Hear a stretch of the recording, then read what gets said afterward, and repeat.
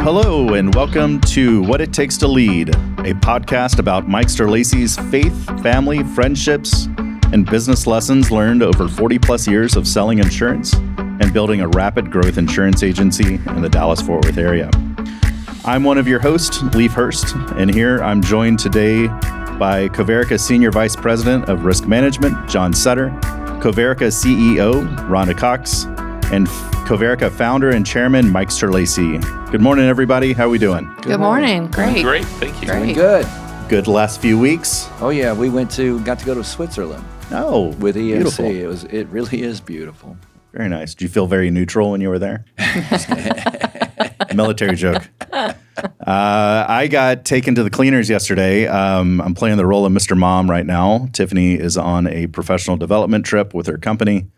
And I was like, what do I do with a 12-year-old daughter? I was just like, you know what? You've always wanted to get your nails done. Let's go get your nails done. And whatever she says, Leif. They sit me in one part of the place and they take her somewhere else, and I come back and it's $95. And so it was supposed to be $40. And then so you got a tip. Exactly. I know. And I'm just kind of like, okay, what happened to 40? And what I realized is they separate the parent because they just, do you want this? Do you want that? Do you want artwork? Do you want this? And I was just like, everyone's trying to sell you. There you go. They're doing a good job of upselling. I know. No kidding. Well, we've started the week off great here at Coverica. We have our 4th intern class. So I spent some time with the 4 interns this morning. They're a great group. So looking forward to the summer. Very cool. Good group. Most of them, what school? 2 from Arkansas, 1 from UTD, and 1 from Tech. Well, very good. Well, let's get started. If you've listened to one or more episodes of What It Takes to Lead, you know by now where when we like to start delving into a topic, we like to go pretty deep, and we always start with, the Simon Sinek why. So I posed my first question to the individual who inspired the line of this inquiry, Mike. Can you help us understand why Heidi and you would willfully transfer 30% of the company to the employees after 30 plus years of leading this ship? Well, yeah, you said ship, so yes. Make sure the P comes across. Ship. Okay, great question, and it's really not that complicated a reason if you think about it. When you have a company, at some point you have to flip it. You have to do something with it because I'm not going to be here forever, and that's pretty obvious. Most businesses look at the EBITDA numbers to figure out how to maximize on a return to sell it. Mm-hmm. Well, for years, we've been talking, certainly John and I have talked a lot about, Coverica 40, and then we went to Coverica Forever. Without getting too granular on it, the fact is the company has to transition. I'm not one of those entrepreneurs that believes that the kids should have an entitlement and they should take over the company. I've seen too many times when that doesn't work. Nepotism doesn't work. So how do you get a company to where you get the resources out of it that you have built without selling it to a third party? You have to prepare, and which we've been working on for over 2 decades, to transition the ownership of the company to the employees. I don't want to lead anybody astray. The producers, I go back to what was the impetus of creating the company the way we did, giving producers equity in the value of the revenue of their book of business. And the analogy that I use for those that haven't heard this is that, for example, we own this building, and we have, I think, 6 or 8 tenants, and they're all paying rent. So Granberry handles our property. He's our property manager. So we could go theoretically to Granberry and say, listen, you keep every nickel that comes in the front door from leases. You manage the improvements, the repairs, negotiation of everything, utilities, et cetera, et cetera, et cetera, and just give me and Heidi 15%. Mm-hmm. Okay? Question I then ask is, who owns the building? Right. I still own the building. Coverica still owns the business. However, everybody worked very hard to get us to where we are, and it's not lost on me that I'm just a cog in the wheel of the whole enterprise. I mean, we swell sometimes over 100 employees, so it's not giving up 30% of the agency. It is recognizing the people that built the model that help it to survive and will go in the future. What we've realized, looking backwards, is that by doing this, we now have 8 people that have stood up and said, I want a greater responsibility in the company. I want to, we now have Eric over personal lines. We've got Allison over commercial lines. We're working with Gene, Amanda, and Ron to try and figure out how to coordinate a very specific niche of business, which has a real capacity issue on it. Mm-hmm. We have the benefits people. We have a lot of people now really standing up and wanting to be counted. Prior to this actually happening, we didn't have that kind of, I would say, exuberance. Right. So there's a level of excitement now that we didn't have before. Now, I didn't know that when all these plans were taking place, but to cut it to just real simple terms, I either sell it to a third party or I sell it to the staff. And I don't believe in EBITDAs. I think EBITDAs are a real problem because everybody's rewarded irrespective of their God-given talents or what they bring to the equation. So I wanted something that we could discriminate with. And discrimination is not a bad word if it's predicated on people that are doing the work. I mean, a Super Bowl team, they won. They won the Super Bowl. Merit-based discrimination. Yes, meritocracy is what I believe in. Anyway. So that was really it. And so the first blush was, compensating John, Andy, and Rhonda for their years of helping me with the company. They were given stock, and then the producers, they exchanged the value of the equity of their revenue for stock, and wrapping all that together with bonuses, we now pay the employees. They're going to get part cash and part bonuses. All of it to encourage people to really be part and parcel of the whole of Coverica. So now everybody should feel, you know what, this is my company. Right. And they're going to have more engagement with it. And so we've expanded it to say associates. So that would mean that you, Tony, and Garrett, as long as you're involved in Ansel and Ansel continues to support Coverica, you're eligible to buy stock. So it's a new model. It's a new concept that we're very pleased with. And I'm delighted with how it's playing out. It's been a lot more powerful than I even imagined. Let me ask this, and this is something, going off script here for a second, but you've got a lot of friends that have sold their companies. Have you talked to many about what you're doing? I've talked to all of them. What are their thoughts? They don't get it. They're very complimentary. I had one person say, Mike, you're much more egalitarian than I am. But see, that's what people are not really getting, and I don't know how to convince people to get out of their own way. But the fact is that I would much rather have 5% of Coca-Cola than 100% of this company any day of the week. Why is that? Because it's a big company, and that means 95% of the ownership is going to be people who are going to be very concerned with the success. So essentially, by doing this, what I hadn't really realized until I'm starting to see it is now I got a bunch of people that are very concerned with the company. And at the bottom line is that 70% I still own, although it will be liquidated over the next so many decades. Fact is, it's going to be worth more than what it is today. So why wouldn't I do this? Well, I'll tell you why a lot of them. One is fear. A lot of owners are scared to death. They think that they have to be involved in everything. They don't want to give up. It's Glenn taught me this, and since you know Glenn, he says, Catherine the Great and Alexander the Great were great not because they were rulers, but because they trained subsequent generations.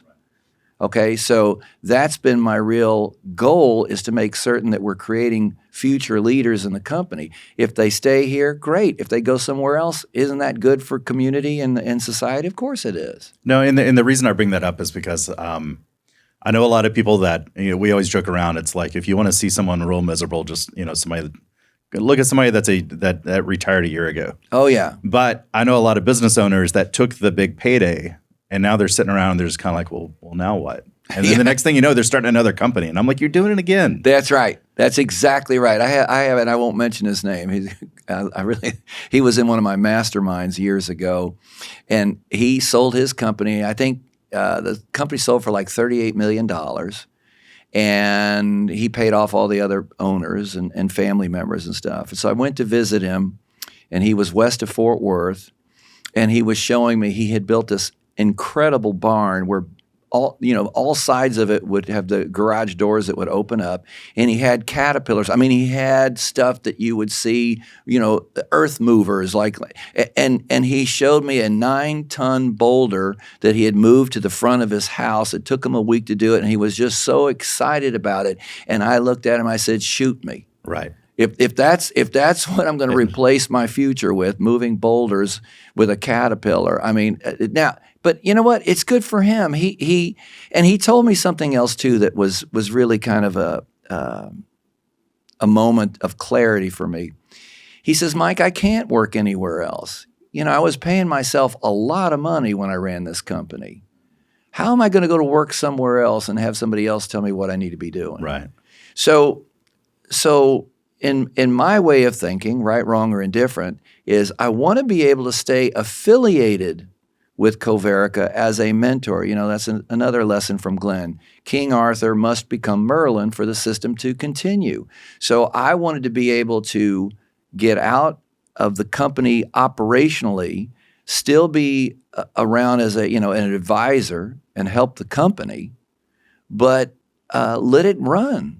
Rhonda asked me the other day, "How do you know when you have to step in because the mistake that somebody else is going to make can really damage the company?" And I said, "Now that's discernment."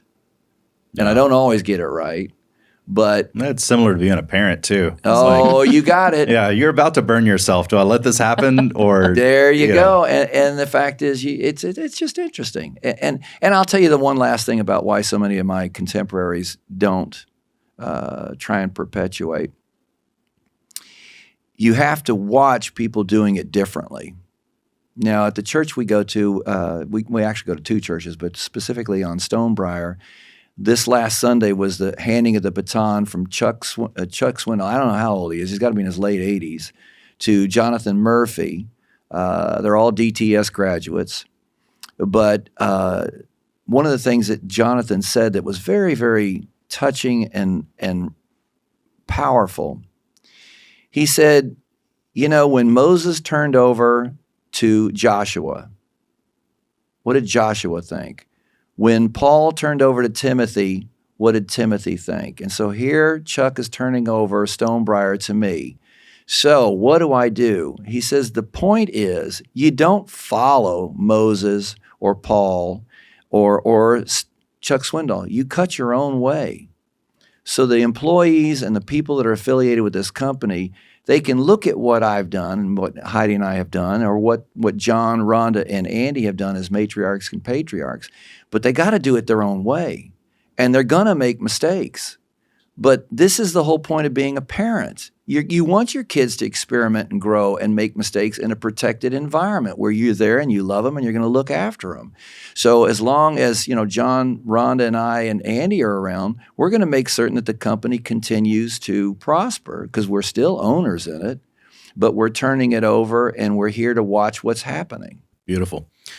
John and Rhonda, Mike affectionately refers to you two and in Coverica CRO, Andy Bracken, as the 3 Musketeers. You both have been with him for over a decade, so naturally, you know by now because we've answered the why. It really the next steps are the how and the what.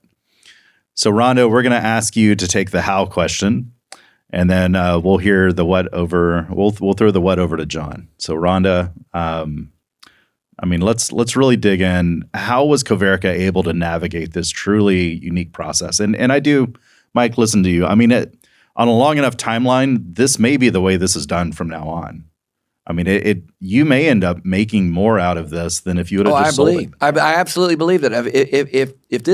If it's God's intent for business, the way we're running it, then it will grow.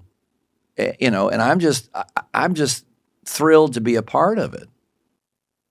So, Rhonda, the question to you. Through this process, what do you think were some of the lessons that you've learned now that you've really kind of gone through it?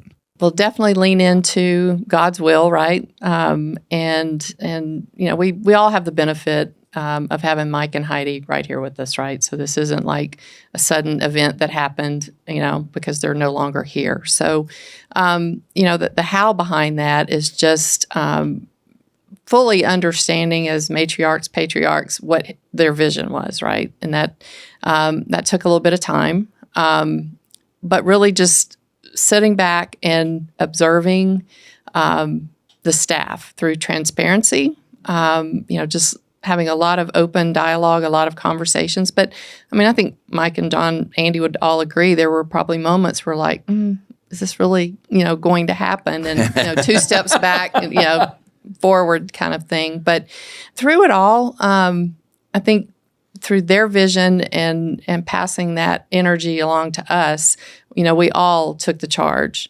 And so the how was a lot of trusted resources. We had attorneys, CPAs, Center Consulting. Garrett spent hours and hours with the producer committee, and just really pouring into what for a solid 2 years, really, of the details of it. And just seeing what was to come on the other end. But a big part of the how was, Mike touched on it earlier, beginning to see employees that would step out of their comfort zone, step up and step out, right? And say, why not me? I remember one of the first ones I was so impressed with was when they started talking about the producer steering committee was Dylan. He was like, well, I can help coordinate this. He didn't shy down, back away. And so I think that kind of started the energy, and then Garrett's energy to, get involved and bring the producers together. And there were some hard conversations along the way, but I think it was just really the unique opportunity, because I know myself, I've mentioned it to people outside the organization, other business leaders, and they immediately say, "Oh, an ESOP." And I'm like, "No, not an ESOP." I've gotten the same thing. And so really just trying, kind of getting our arms around that. So it's just a lot of time, energy, and love that went into it. Probably the biggest lesson for me looking back on it was the time that it took for the staff to really kind of start to buy into it, right? There was a certain population that had never even thought stocks were a possibility, right? And so never really thought through it. But the conversation that came up a week or two ago, and we talked about this in our all hands the other day, was one of the Chelsea, one of our employees. She was talking to her mom about it, and her mom was like, "Chelsea, you have no idea what a rare opportunity this is." And she served in corporate America, her whole career, and so it's so rewarding to start to see these conversations and these realizations take place. But that was probably for me the biggest lesson. Is it's not. People aren't just going to be running to take part of this. We have to lead them through this. We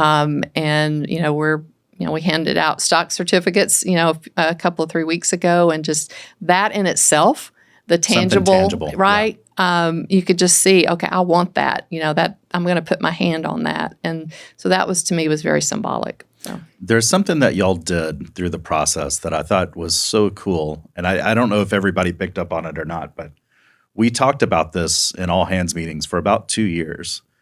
And there were times where y'all were like, hey, this is where we're at. We don't know what the next step is. We're figuring it out. But it was very transparent. And when you're talking about matriarchs and patriarchs, I remember there was a moment that I realized that my parents were just kind of figuring it out. That they weren't this just like on the mountain kind of thing and they just knew all and did all. And it was like 17, 18 years old or something. Maybe it comes earlier, maybe it comes later. But I just remember I was just like, oh, they're doing the best they could, And that was something that I think was neat, that the way y'all did this is you had these really transparent, like, this is where we're at. This is what we're doing next. This is what we know. This is what we don't know. The dang IRS is trying to get involved, and there was all these points. Well, there's all kind of tangent issues that come up. One thing I wanted to add to, since we're talking about the how at this point, a clarification. An ESOP, the reason why people say, well, what's the problem with an ESOP? And I won't be pejorative about it, but I will point this out. An ESOP is by intention. It buys out the owner. So you go to a bank typically, or investors, to buy out the owner, and the ownership then transfers to all employees. But here's the secret sauce in there, is that you've got a third party now that's running the company. Right. That's how an ESOP works. That is not what we're doing. What we're doing is suspending our payoff, that being Heidi and I with Coverica, for the next so many years. So we're not going to be able to have that $20-30 million payday.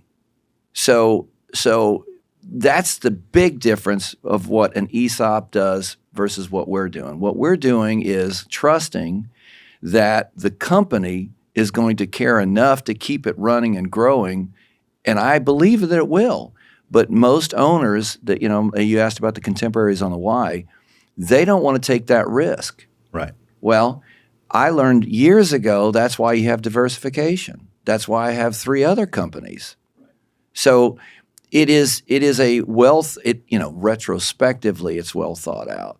But we didn't know. So you said, here's where we are. We don't know. All I know is that whatever I think it is, here's what I've learned. You climb the mountain, and then when you get to the top of the mountain, you see all the other mountains you still got to climb. And that was the real, holy cow, so we want to do this, but what's the problems with it? And so that's a good segue to John, the Friar Tuck, the philosopher. Yeah, and the reason I bring that up is because so many leaders don't want to show that vulnerability of, we don't know. We're figuring this out too. And so help us. Yeah, and so I thought that was cool. I thought that was a thing of just like, gosh, most places don't do this, and because the what is complicated, the what is very complicated. And explaining the what, it made me realize like just how little some people know about financial knowledge and what a taxable event is and things like that. So let's dig into the what. Let me jump in because I got to get this point across with John to get him to start talking about it. It was so funny when I told him what the theory was that I wanted to do, and this has been years ago. John disappears, and spreadsheet John comes to me with I don't know, 40 pages. It will work. And I said, what will work? Your idea, it'll work. Yeah, the math's math. You have to always start with what's Mike's vision. Right. All right, so what does he want it to end up to be? When he's sitting there saying, well, I want somebody that spends their entire career here to be able to retire with financial security. Right? You have to take care of the producers. We have to have as minimal tax impact as possible. I mean, it's just one thing after another that he wants to achieve. And so to his point, I put it on it. I did a 40-year and then I did a 60-year spreadsheet, okay, with variables of interest, and all of those kind of things. That's really where you find out what the row and column limits of Excel are. And I did come back to him and I said, I went into it thinking it was not going to work. Honest to God, I didn't think it was going to work, that I could cover as many of the bases that he wanted to and that we'd be able to sustain this, that it could last forever. And I did come to him that day and I said, it's going to work. It really can work. And so then we started to put it together with all of the attorneys and the other consultants and getting it done. So to the point in the kind of way that Mike recaps it, so we first have a stock plan, Coverica Incorporated stock plan, which the integral piece was getting the producers to swap their phantom equity for stock. That took convincing by the Garrett and the team and everybody working with their producers, letting them know that this was a good deal for them, and it was. And then going ahead and allowing the employees to get the bonuses, where 50% of their bonus is going to be stock, the opportunity to purchase it through payroll deduction. So all of that to take the stock from Mike and Heidi. Right now we're at about 30%, a little bit shy of that, but it'll increase over time. And then we still have to have, because if you want Coverica to go on forever, there has to be some way of kind of guiding it down its path. And so what is still to come in the stay tuned for what's coming up next is there has to be, in our opinion, and we're working on some sort of a governing board at the very, very top that will keep mission creep from occurring. And that will be able to keep, that Coverica focus and some of the other entities all focused on what it is that they're doing. So that's the next piece of it. In addition to the stock plan, we also created SARs, which is stock appreciation rights. This is where you start to really lose the rank and file on, okay, maybe stock I understood, stock appreciation rights blows my mind. But what we do is, and we use that to reward people for the years of service. So we gave awards based on how many 5-year increments you were with Coverica at the time we did our initial outlay. And so you got 500 SARs for every 5 years of service to a maximum of 20 years or 2,000 SARs. So a stock appreciation right is, here's the value of the stock at the time you were granted it. It is actually worth nothing. because it's Right. not a It cost stock. basis of It's zero. a right to appreciation. And so you hold it, and as time goes by and we grow and we do all of the things that Coverica is going to do, then when you go to turn that in, whenever that point is, whatever the value of stock is at that time, subtracting the value that it was at the time it originated, you get the appreciation in that. Okay. None of that is taxable until you do that. So then it's taxed as ordinary income. So all of these impacts that we had are of limited tax consequence. There is tax on the stock awards that the employees, receive as part of their bonus, but it's collected from them, and we take the net amount to buy their stock, so they don't even realize it. And then it appreciates to the time at which they sell it. So all of that kind of came together, and the goal of it is, if I can echo what everybody said, has succeeded to this point past our wildest dreams, because we are seeing the engagement of the employees. We are seeing people step up into leadership. That's what we did it for, but it's happening once we got to that point where they actually had stock certificates in their hand, or heading into that, faster than we thought it would. And that was what was funny is I remember when all this was explained, to see the amount of people that pulled out a phone and looked at their calendar and then pulled up their calculator. It was like, yeah, we're talking serious. This is serious dollars here. Yeah. I think some of the modeling that John was able to do and demonstrate, I don't know how many people would visit his office and say, help me, how does this relate to me, right? And putting it in real life terms for them to really appreciate. But I think the number one example that he gave was an employee that was here, I don't know how many years, but over the course of that time, they could, at the end of their payout, could be $1 million, right? And so, people really, it got attention. But from that, I'm starting to hear, and I know we all are, conversations about, okay, if I'm going to get to that goal, we've got to really start focusing on what's, all pulling together and the benefit of the company, because we all rise together, right? So that is what I'm starting to see in this next phase of where we are and where we're going. Yeah, and it does seem, with some of the producers that I've talked to, it's broken down a lot of the silos. Right. The thing that we always had here, and it was a blessing and a curse at the same time, it was almost like 20 little agencies running inside a bigger agency that also had its own book of business and was also doing acquisitions and things like that. But you'd have producers, this is like, I own 50%, I don't want to do that, where now it's like, well, no, this is going to grow the whole company. Right. Like, why wouldn't I want to do that? What happened was, some of the producers began to understand that they will capitulate. Every producer will get to a point to where it's a diminishing return. They can only handle so much. Now, the really mature producer will realize, like, we're in a very hard market. And I said this in one of our meetings. You're in a hard market, and so rates are going up. So now is the time to get rid and shed those customers that are not worth the time. They just demand too much of you, or you don't like them, or whatever. This is the opportunity to shed yourself of those clients and take better care of the ones that you want to keep, and you still are making as much or more money. So there's an opportunity there that exists.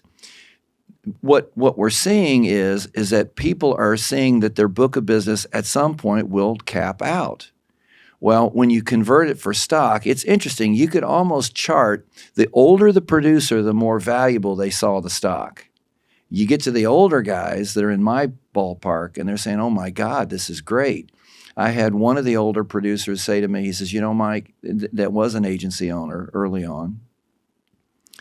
He said, I want to personally thank you for doing this, because he recognizes that, when you have your core book of business and you've got great relationships with them, some of them are going to die off or sell or what have you, and then you're going to have a shrinkage of your income. By having stock in lieu of that, you're protected. And to your point, it's going to get them thinking, I really want to help other people. Now, I would say another fascinating thing, of all the producers, we only had 2 issues with 2 producers. One producer said, I just go ahead and buy me out, because I'm not going to live that much longer or be around that much longer to see the stock appreciation, and just very conservative. And I said, that's fine. That retires it back to Coverica. The other one left for the promises that are being made at another agency. And it's one of those things where I had a heart-to-heart with this particular producer.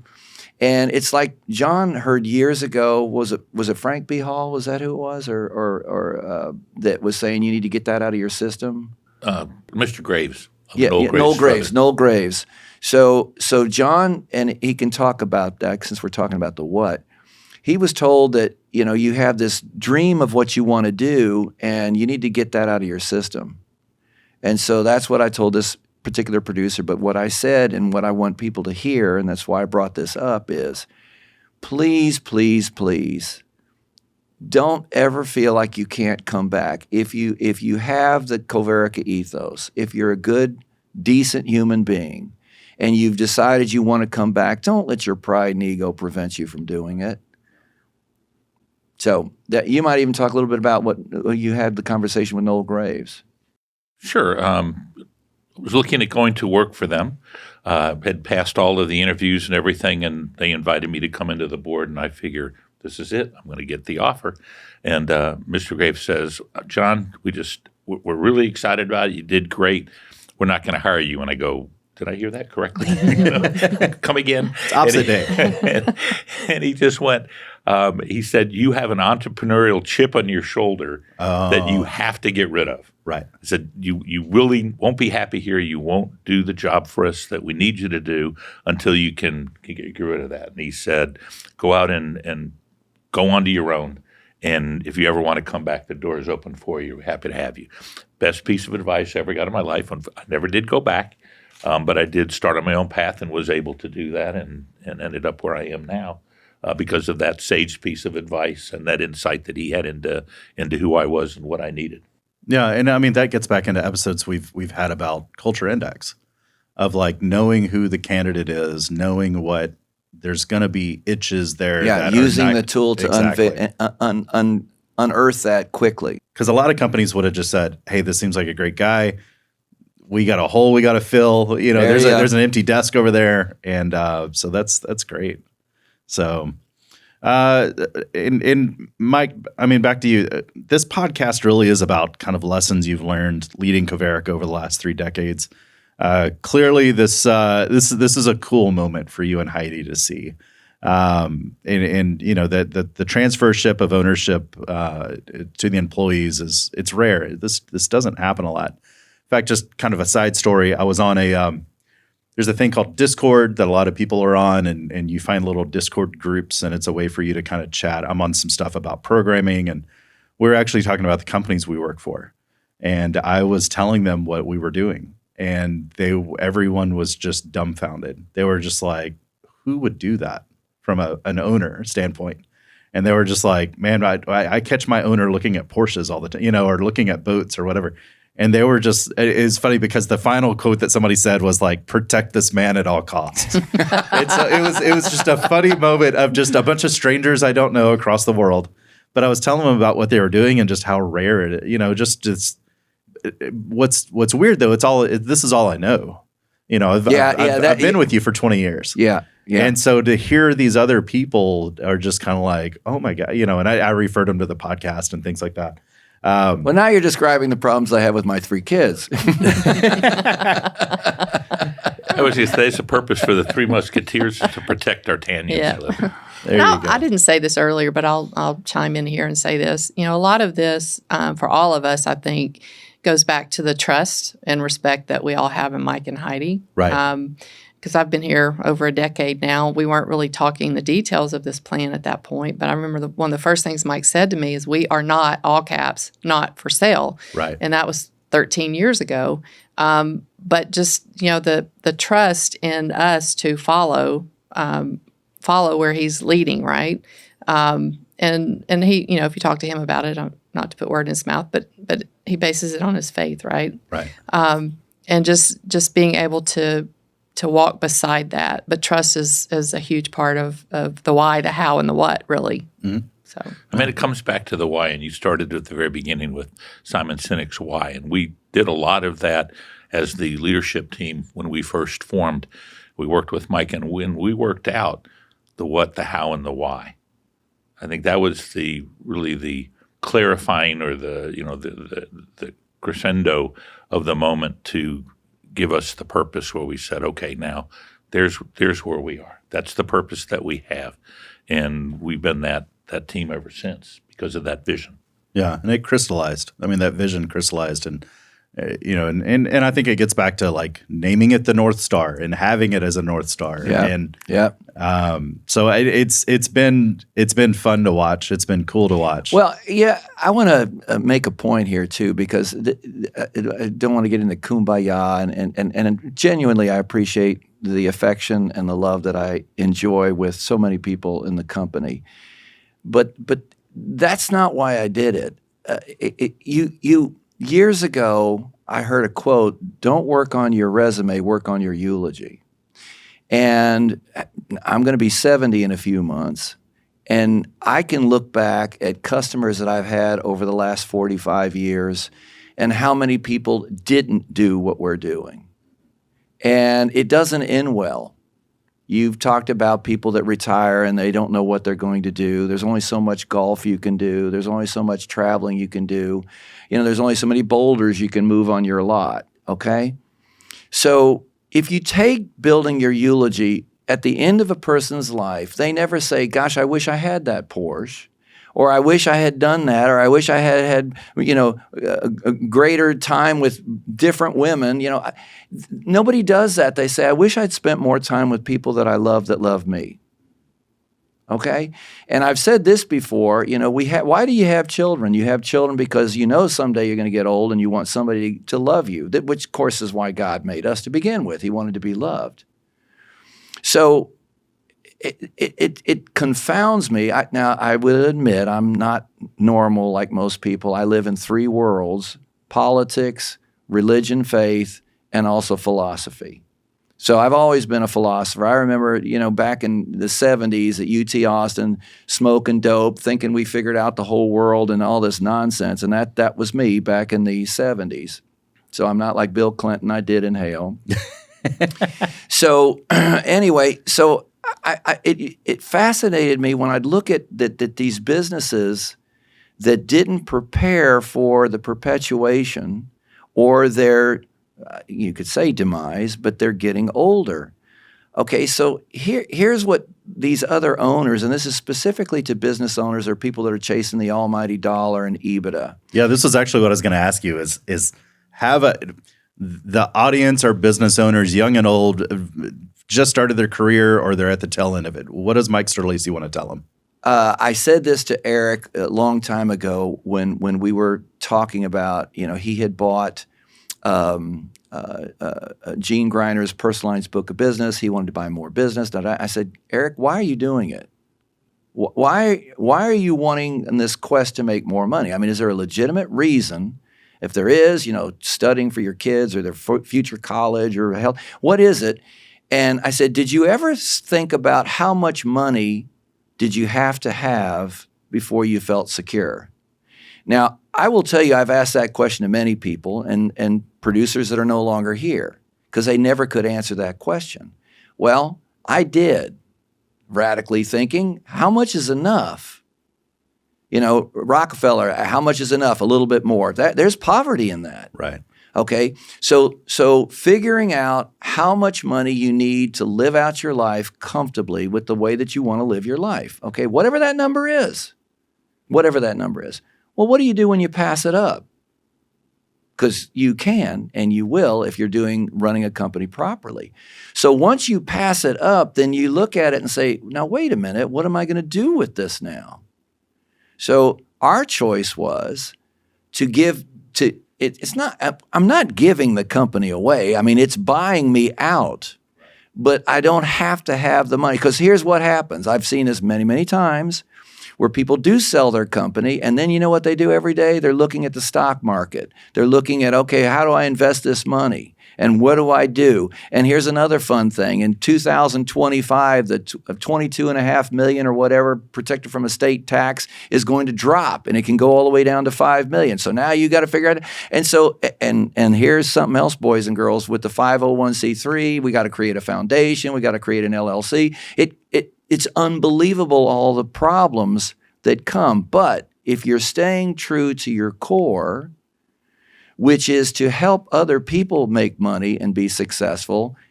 That's the second precept. Everybody's best sustainable interest. For me to win, you don't have to lose.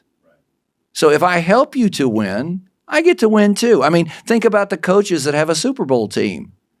You know, when they're dealing with the frustrations of the players and having to bench somebody and add new people on, it's for what? It's for the goal that everybody's best interests are served. Anyway, I hope I'm not on a tangent here. Beautiful. John, Rhonda, I mean, before even coming to Coverica, y'all had very successful senior roles in leadership in the insurance sector, which is really my polite way of saying that you've been around and you've seen some things in the workplace. Thank you, Leif. So, and by the way, just aging, I had this moment yesterday or this weekend. I drove by my old high school, and I'm going to get back to the question in a second, but I drove by my old high school and I saw the neighborhoods I used to hang out with. And I remember I was like, oh, that's Country Club over there. That's where all the rich people lived. And I drove through there and I'm like, I think my house is nicer than all these. And it's one of those things, whether it's aging or wealth accumulation or assets or things like that, it's a slow frog boiling process. And all of a sudden you realize you're like, oh, I've got the bigger bald spot and I've got more wrinkles now. And I've got, I'm the youngest one or I'm the oldest one in the room. And so it's not like this. And I had, what is it, Once in a Lifetime by the Talking Heads playing at the same time. To where he's just like, this, is this really my house? Yeah, is this my house? is this my beautiful wife? And so I had this existential moment. So anyway, with that said, I mean, really, what makes Coverica a unique company that you now call home? For me, it ties directly into the culture, because we have a culture where everyone can benefit, right? Everyone matters. Everyone can bring their ideas. I mean, it goes straight to our ethos, right? And the way that we work with employees. And there's three ways. They can be content in what they're doing, love their job, come in, that's what they want to do. We're here supporting them. Number two, they see opportunity they may want to explore within the organization. They want to develop their talent. They want to pour in more to their professional development. We have that conversation with them. It's up to them to come to the table and say, hey, I have this idea. I'd like to explore it. And or they want to start a new company. Right. Which is what Garrett and I did. Yeah. And then, if it's not working out for everyone involved, then, we have a plan for that too. And so it's about opportunity for everyone that wants to be a part of it and wants to step up and be a part of it. And I don't know, 7-8 years ago, we said, we are a training agency. We believe in bringing in new talent. And I think that has done wonders for the culture and the atmosphere, because people have new opportunity. They have new ideas coming in, right? And definitely not something you would do if you just focused on EBITDA. Right. Correct. Right. Yeah, it's the long view. Yeah. John, what say you? Well, echoing a lot of what Rhonda said, when I talk to people, I tell them when I came through the door 13 years ago, I walked through the door and immediately knew that Coverica was different than any place I'd ever been. Now, bear in mind, prior to that, I'd either owned or been the president of 2 other agencies. So 3 times I had the opportunity to craft an agency the way I wanted it. And I never created what Mike did, because I didn't have that particular form of vision that he did. You're not as obnoxious as I am. That may be part of it. I'm not sure. It's those swimmers, stronger swimmers. Letters. We throw them into the deep end of the pool. No, but really, the environment that's here, the culture that Rhonda was talking about, is one that allows for personal success, and it actually fertilizes and helps and nurtures it, and that personal success. And so, if you want to work hard and you want to succeed and you have that goal, you can do that here better than any place I've ever seen. And so that's what makes us so unique.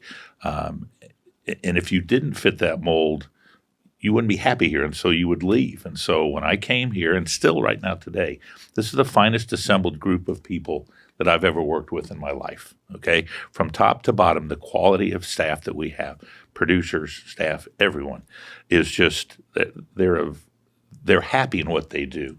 They're wanting to succeed in what they do, and they're all now dedicated towards helping Coverica move forward, even more than they were before. I think they understood that they wanted to help, Coverica rise because they would along with it. We actually viewed it the other way. If we can get them to be successful, we'll have success on top of it. We talk about that all of the time, that it's not about the EBITDA. It's about helping whoever it is that we're dealing with realize their goals. And so, if you talk to an employee, where do you want to be in 10 years? What do you want to achieve? That's something we can help you with. We started that with our insurance company partners. And I remember the first time we started to talk about them as we had a carrier meeting, where do you want to be in 5 years? And they go, why? Why are you asking me that? Yeah. They were very suspicious. And we would tell them, because if we can make you be successful in what you have to achieve, we'll be successful. And I can't think of the numbers of carrier after carrier who people have been promoted out because we were able to help make them successful. And oh, by the way, we were successful right along with them. Right. That's a group of people that they really think about months and quarters. They're not thinking about 5 years, 10 years. That's the problem with EBITDA. Exactly. I mean, that's it. It's not the long term. Well, that's the Coverica Forever. What that allows us to do is think long term. We don't need to have a venture that we're looking at be successful in a year or 2 years. We can look at it and say, we're content to wait 5 years or whatever that time frame is that we plan out for. The strength that gives us and the ability to look forward and make long-term plans for the benefit of the agency in different directions that we go is incredible. And very few people can do that because they are concentrated on the EBITDA, and they can't let EBITDA suffer. We can take a step back and know we won't make money in a particular area, but we will eventually. If I can add to that, John, it's called pivoting. So I was very proud of Andy. He was at the all-hands meeting we had. He was explaining that there's like $4.5 million of revenue that potentially we could take on. He said, but it would be crazy to take it all on at the same time because it's not sustainable, which of course is the second precept once again. So what we have, and this is what my replacement must be able to see, the what they call traction, the visionary, is that to John's point, when you have a long view on a part, there are other options.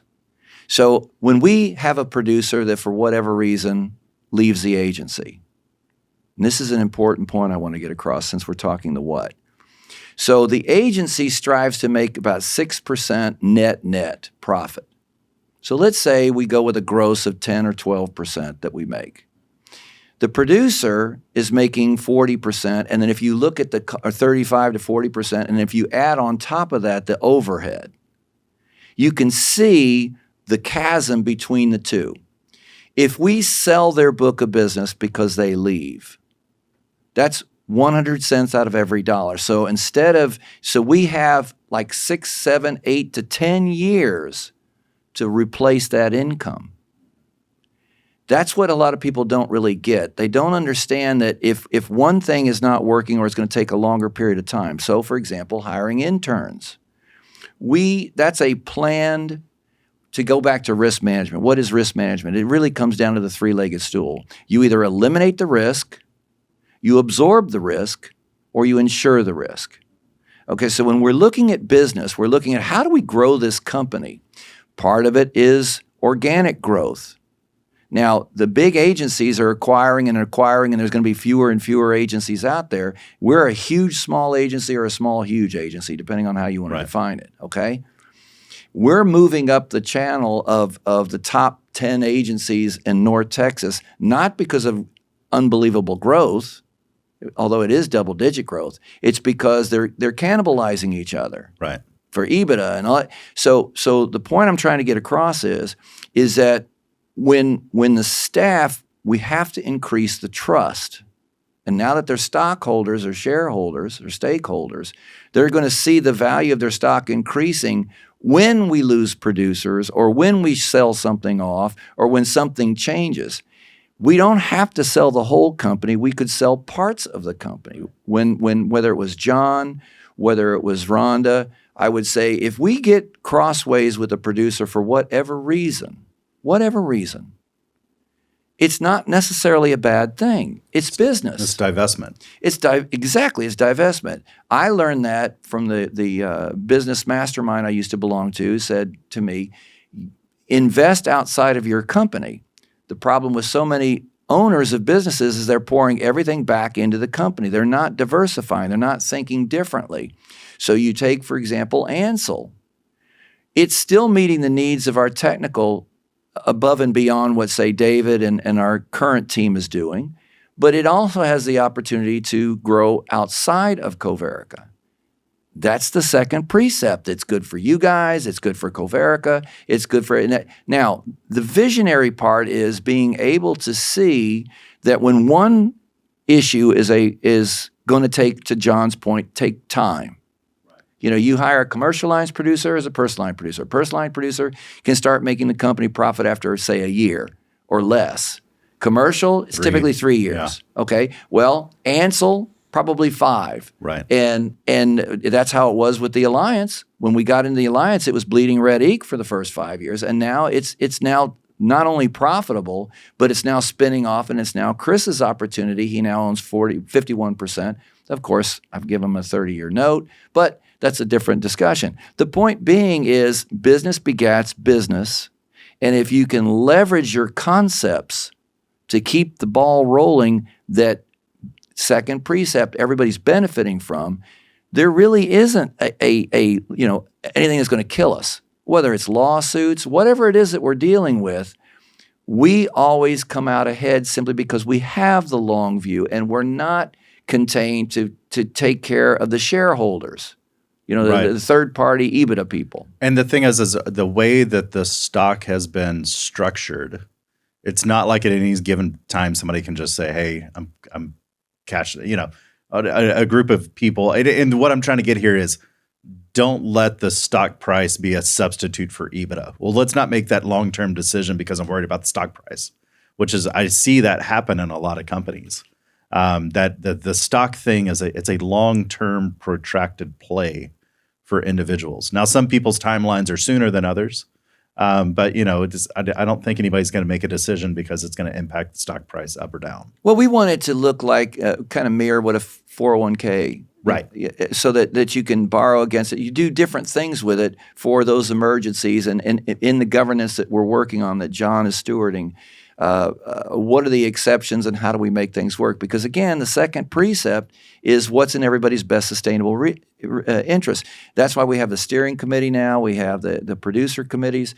We want feedback on what people want and how do they want it to look. And then because of our experience, multi-generational experience, we can say, okay, have you thought about this? It's the consequences of actions that most people don't really drill down in. And when you have somebody like Rhonda, John, Andy, and myself acting as patriarch and matriarch, we can say, at least think about this. I didn't really see that. So we are now in a very difficult market. So when I'm talking to, I had Pat Milady, we went out last night, and I just wanted to give him kind of a bigger view of the world and insurance, and so he can see things that he may not really fully understand. So the selling or the getting people to come on part of the alliance, the network, it's different today than what it used to be. You know, the old saying, crawl, walk, run. Coverica is now of a size and an ability, and the alliance as well, that it can show people why being a part of us is superior than being anywhere else. Now, what I was saying to Pat was, once you really understand that and believe that, the confidence level is that of an owner. You know, my dear friend Ralph Heffelman, who was on one of our podcasts, he would say that he's the best producer he's ever had. And I said, no, you're a horrible producer. The difference is because you own the company, you have that mentality, you're going to speak with such conviction and authority that people are attracted to that. So when we get the staff to say, I'm an owner here, their whole philosophy of working will change. Yeah. A couple of minutes ago, we were talking about what you see in the future. And I want to take us out. We've got the three of you here, and I want you to just kind of, in your mind's eye, let's just continue the process of handing the baton to the next generation. Just take a second, each of you, to talk about what you kind of see for your hopes and dreams for the future leaders in Coverica. Let's call it 2050. I love that. Yeah. And we do this in our quarterly offsite, like close your eyes and dream and scheme of where you're going to be. And I would say, for me, looking ahead at the staff and the teams we don't even know yet that will come behind us, I hope that they will honor the legacy of what built Coverica, but have the courage to step out and do it their way, right? Because the needs 5, 10, 15 years from now aren't going to be the same as they are today. So just the courage and the willingness to step up. I'd like to have the happiness and the self-fulfillment. So looking 26 years down the road, people that we have now will be heading into the tail end of their career. And I want them to be able to reflect back and say, I was able to do what I love doing for my entire business career. And I'm ending on this high note. I'll be looking at them. They'll be passing it on, just as we are now.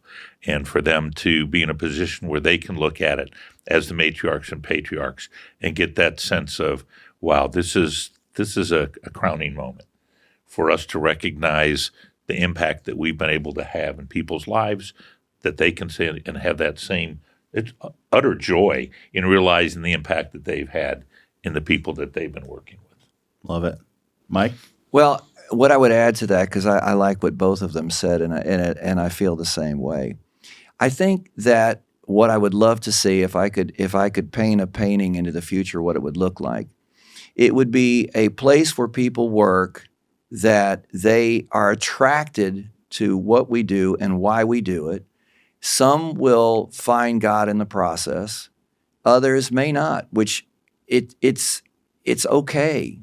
What it is creating a platform where it's non-discriminatory. It's a meritocracy. It's if you put in the effort and the work, you can make as much money as you care to and work in an environment that not only is very secure, but you can, if you have friends that would work here, family that you want to bring in here.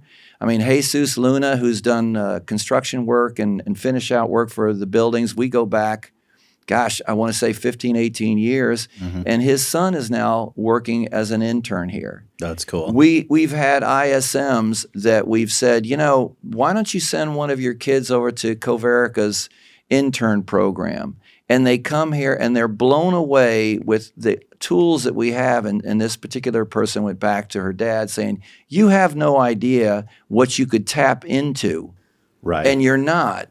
So a place in the future where instead of us being so radically different, we become what other people are emulating. And so we'll have employees here that love coming to work. Now, it's not going to be, if you watch Blue Bloods or any shows like that, when people are being shot at, they're not.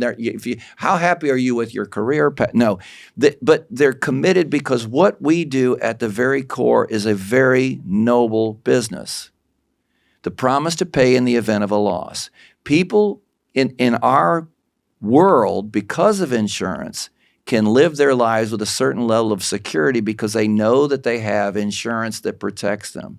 It's our mission statement. We treat others as ourselves, building trust one policy at a time, saving money without surprises. We don't want to surprise people. And that's what often happens. Why is this other company less expensive? They may not have an A rating, or they may, there's all kinds of issues. Or that particular company hasn't taken rate yet this year, but it's coming. So to the extent that we become more and more of a concierge model as a company, and people get it, where they realize, hey, what you do here at Coverica is worth something. It's worth more than just the commissions that you may get, whether that's fee-based or whatever. But a understanding that you can have clients that value what you do, make a good living, and work in a place where you see other people as your friends and family, It doesn't get any better than that, and you can live out your eulogy here. You don't have to die. Oh, this was a great person. No, you're part of an ethos that is making it to where other people want to be a part of it, and that's what God intended for business, which nobody seems to really. Oh yeah, well I'm a Christian or go to church on the weekends, but boy, Monday I got to go back to business. There shouldn't be a separation, in my mind. So in the future, I would love for people to, instead of seeing this as unusual or weird or unique, to where, hey, that's the way it's supposed to be. Right. No. So last year sometime we had our all hands meeting, and we have our employee referral program, right? And so we ask if there were, those that had either referred someone in or was referred in to stand up. And I don't know, it was more than half of That's the room cool. stood up. And so to me, I think about that a lot, and playing it out over the next 5, 10, 15 years, just how those opportunities will grow as people become more invested in owning the company and wanting others. I know Gene Griner, one of our producers here, he's already, saying, I would love for my children to come to work here, right? Yep. So, and they're, 3rd, 4th, 5th grade maybe. Yeah. So it's just the momentum of that, and continue to carry it forward, because we've got opportunities we haven't even dreamed of yet, right? Right. That will be forthcoming. So Yeah. Love it. All right. Well, we're going to move on to mailbag segment real quick. So we've got a question that's come in from a listener. We usually point these at Mike, but with the all the leadership talent we have in the room right now, feel free to jump in. So Mike, one of our listeners asked the following question. You like to talk about how, and by the way, they didn't say you. I'm not, pointing a finger at you here, but Mike, go ahead and point a finger. Mike, you'd like to talk about how being honest and direct has gotten you into some trouble with some people. Either they're not expecting it, they get sued. I'm just kidding. I added that part. Or they just don't respond well to the immediate direct feedback. What's the other side of that? What's the best way to respond to someone who's being open, honest, and direct? And in other words, how does Mike wish others would respond to him when he's being direct? Okay. It's a very good question. The aforementioned, I know that I'm different than other people. My Heidi's aunt Struss, who lives in Florida, she would get frustrated with me. She says, Mike, you're so direct and you say things and it's kind of offensive. And I said, Struss, let me ask you a question, Batman. Solve this riddle. If you can explain to me why some people love me being the way that I am and other people can't stand me being the way I am, then I'll tell you why I do it. In other words, I am not going to allow what I perceive to be factually based, die to self. Now, I am very direct. And this morning, I was kind of chewing on our interior decorator. And I know that I upset her. And so I called her back and I apologized to her because I am, this is the new Mike where I'm trying to be a little bit more responsive to other people's feelings. And she may have somebody in her ear saying, those clients that are just a pain in your neck. Yeah, that's right. That's right. So that's what I wanted to make sure. Get rid of them now. And she said, she was kind of surprised and she got into the defensive mode. And I says, and I said, no, you don't need, I'm trying to manage my expectations. So I live in a world where I see, like Michelangelo, and I love this saying, I don't know who said it first, but they said, how in the world did you make David? And he said, I just had to get rid of all that excess marble. So that's me. Let's get to David instead of messing with all this stuff. So I am not at all politically correct. And I really could care, one of the people that we had here that's no longer here, so many, certain lives matter. And I said, at any point there's discrimination on either side, that's wrong. Tell me any life that's not important, including the unborn lives are important. So do I offend people? Not intentionally, but I made a conscious decision years ago, I don't know why, but I did, that if by giving the truth to somebody as I perceive the truth to be, now I know Pilate says, what's truth? Well, I think I have a handle on it because there's 66 books that help me. But if by giving the truth it helps somebody and it costs me a friendship, I'm good with that. That's more important to me. It's more important for me to see people have a better life or get over a crucible than it is to be liked. My dad, who I let go because he didn't, he loved me, but he never really understood me. He said, Mike, you're not as well liked, but you are absolutely respected. So it's much more important for me to be respected than liked. And so I will say things very directly, and I don't intend to hurt anybody's feelings, but when I can sense or somebody gives me a clue that I offended them, I will go back and make certain that they understand it's not intended to hurt anybody's feelings. It's intended to get across a truth that they may not know. I mean, hopefully Garrett listens to this, but I remember we were in the hot tub smoking cigars and talking, and I says, Garrett, you're an idealist. Well, he took offense to that. Right. But then later on he said, you're right. Once you accept who you are, you can be very formidable and very powerful if you accept who you are. If you don't want people to tell you what you are because your feelings will be hurt, that's the king has no clothes. Right. So did that answer that? Absolutely. Anybody else? Don't cry. No. Yeah. No, I think what's helped me is to know it comes from a place of love. Yeah. It's not somebody just being a jerk and, Yeah, we've had conversations in the past and stuff that you've shared with me. Yeah. I'm not wanting to get into it, but the point is you're saying it. You know where you stand with me. right. And it's balanced too, right? I mean, it's because of where it's coming from with him, right? And in the moment, it doesn't always feel like that, but you step away and you go, okay, this, like you said, it's the truth, right? When I'm talking to people that haven't met Mike, I go ahead and put the fear into him that he will be able to see into your soul. And I mean, he can.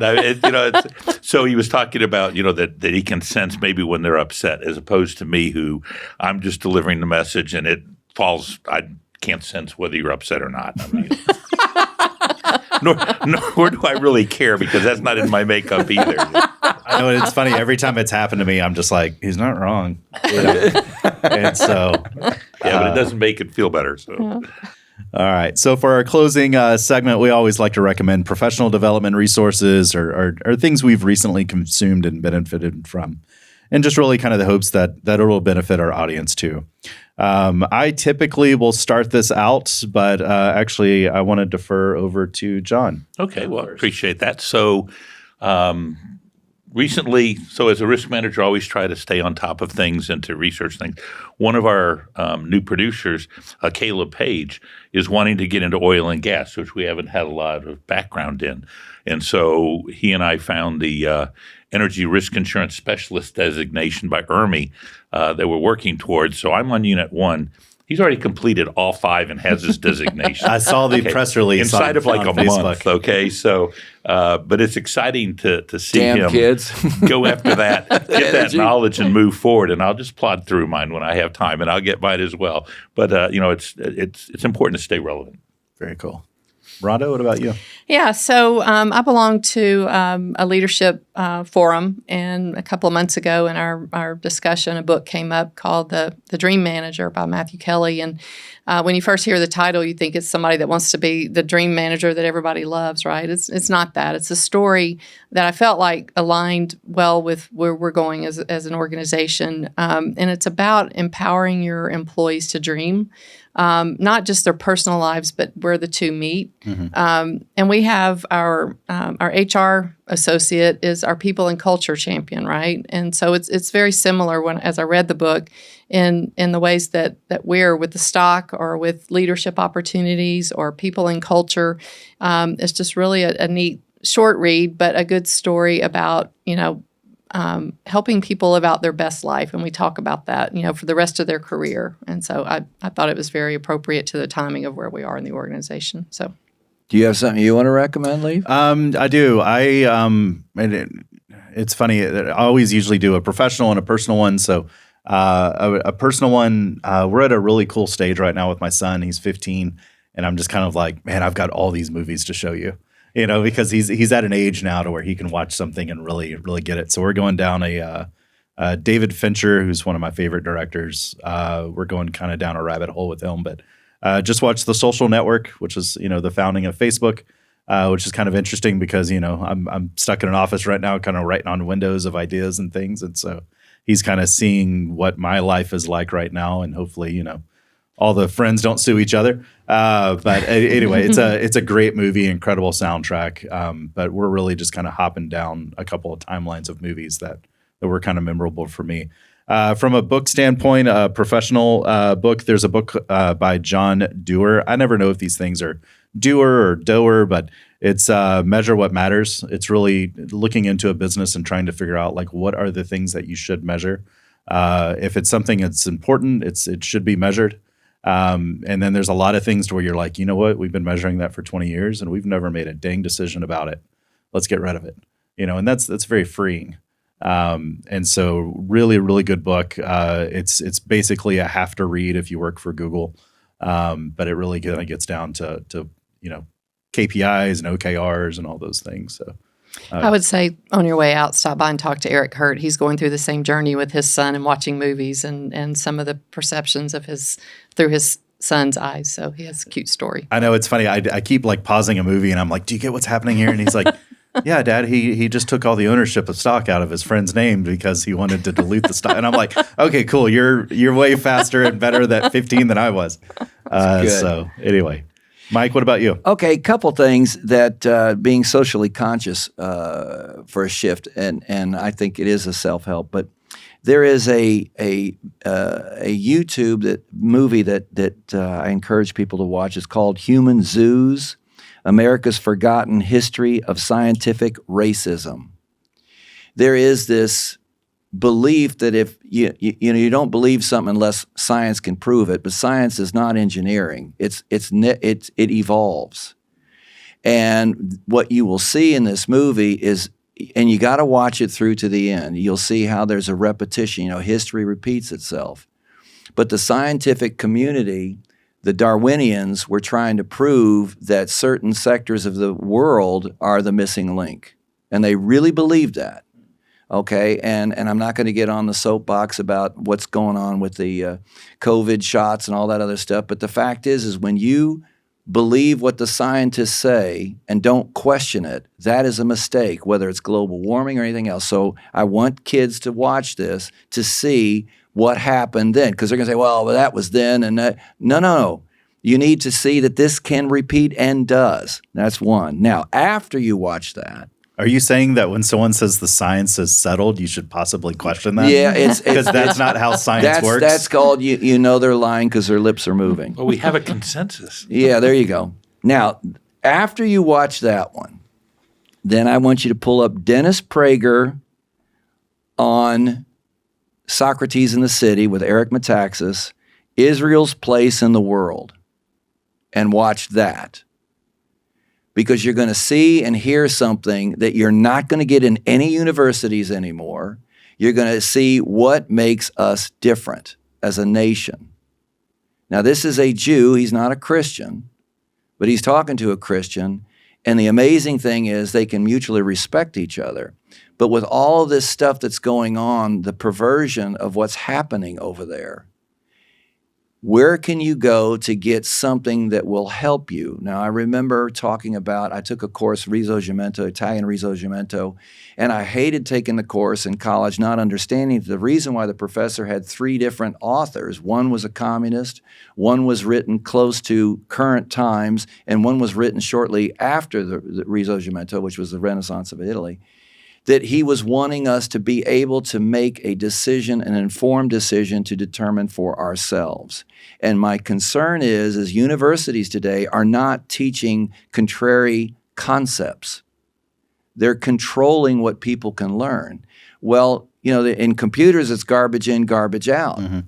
In universities, it's garbage in, garbage out. If they're not teaching to think unconventionally, they're not teaching you how to critical think.